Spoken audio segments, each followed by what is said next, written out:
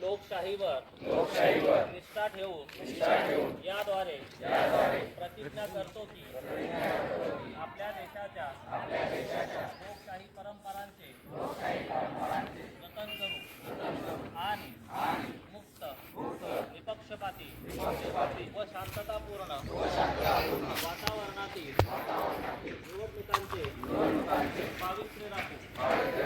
व येणाऱ्या लोकसभा व विधानसभा